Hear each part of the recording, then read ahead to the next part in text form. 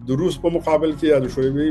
اتحاد په مقابل کې د امریکای سره یعنی د مجاهدینو سره کومک کوي په هغه وخت کې عربو هم کومک کوي نو یعنی دغه وخت کې تقریبا ډیرو هیوادونو کاغه چین او عرب او غرب هیوادونو یعنی دینه پاکستان استفاده وکړه او ډیر امکانات او ډیر منابع ترلاسه کړل نو هغه وخت دا یو ستراتیژیک اهداف و سره اما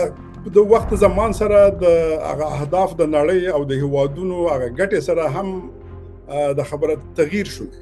یعنی هغه شراکواله چې په خوا دی وسره درلوده اوس نه لري حتی د مشترکات کم شو نو څومره چې مشترکات کمیږي نو پاکستان خپل اهمیت د لاس هغه ستراتیژیک دغه د لاس ورکي او همدغه علت چې پاکستان اوس د سون سره مخامخ دی فرضاً د امریکای سره د پاکستان روابط هغه ستراتیژیک نه دي لکه چې په سور جنگ کې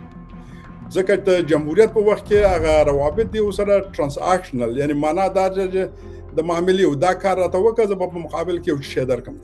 یعنی معنا دا چې لکه هغه راکړې ورکړې مسله و زیات هغه اشاره امریکای ته ده موږ نه غواړو چې دنیا پولیس وسوش د خپل ګټو لپاره غواړو چې یو ځای کې عملیات وکړو غواړو چې یو خپل اهدافو لپاره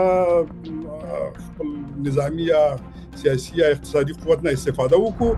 اما دا چې هر ځای کې مشکلات وي نو موږ نه غواړو چې هغه ته ځان ورسوي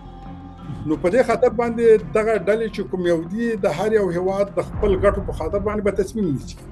که چیرې دلته ضرورت وي چې پاکستان سره یو تعامل ولري هغه به لري چې چین په تور مثال د پاکستان نو وړي چې وزه سره کومک نکوم په مقابل کې تاسو د ای ټی آی مخاوني سي او دلته نفوذ پیدا نه کی شاید دا وشي هم دغه سی روسیا او یا نور نو په دې خاطر باندې دلته د یو مجموعي دغه موږ نشو کولای چې یو اتحاد موجود وي او هغه د خپل ګټو لپاره د پاکستان سره یو معامله وکړي خو هغه به تک خلاصې کو هغه سي ګټي او هغه سي امکانات چې په سور جنگ کې پاکستان ته ترلاسه کړل اوس هغه سي امکانات په هر نومي نشي ترلاسه کولای د هیڅ هیواد نه ځکه هر یو هیواد خپل مشکلات لري